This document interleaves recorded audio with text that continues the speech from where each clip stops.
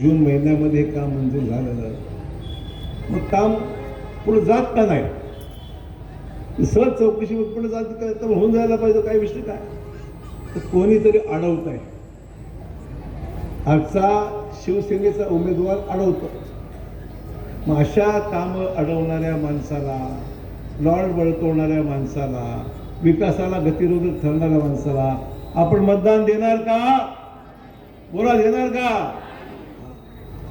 आमचं म्हणणं एवढंच आहे, जी माणसं विकासाला खोडा घालतात आणि काम काही या कामा न झाल्यामुळे नुकसान किती लोकांचं होतंय, हॉटेलवाल्यांचं होतंय, घराचं होतंय, सोसायटीचं होतंय, आसपासच्या लोकांचं होतंय. ते काम जर झालं नाही आणि काम मंजूर होत असताना होत नसेल तर आपण काय फक्त बघत राहणार?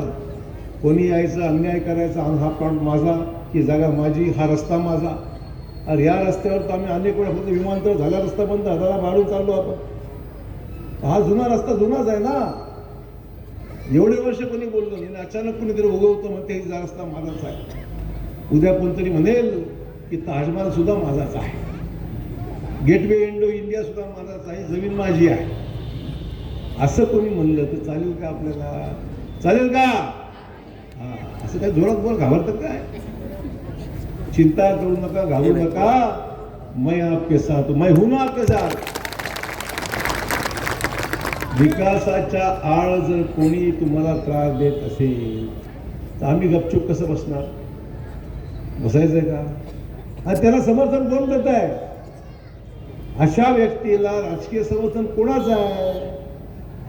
तर आमच्या इथल्या आमच्या सहकारी मित्र, आमचे मित्रच आहेत, शिवसेनेमध्ये आहेत, आमदार आहेत, त्यांचं समर्थन आहे. त्यांनी खुलासा करावा. का होत नाही? मग त्यांनी खुलासा केला पाहिजे. लोकांची घरदार नष्ट होत आहेत, कामं थांबवतात. राजाश्रय का? अशा लोकांना राजाश्रय का द्यायचा?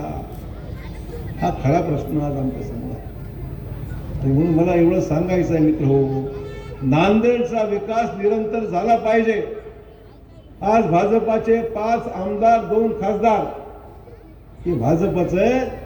राज्याचा मुख्यमंत्री हा भाजपचा आहे, देशाचे प्रधानमंत्री भाजपाचे आहेत, यशस्वी पंतप्रधान नरेंद्र मोदी साहेब आहेत. आणि तुम्हाला दर महिन्याला लाडकी बहिणीला पैसे देणारे सुद्धा आमचे मुख्यमंत्री देवा भाऊ आहेत. पैसे चालू आहेत की नाही? चालू आहे की नाही? कोणाला मिळाले हात वर करा. हात मिळाले हो, मिळाले नाही म्हणतो. हा,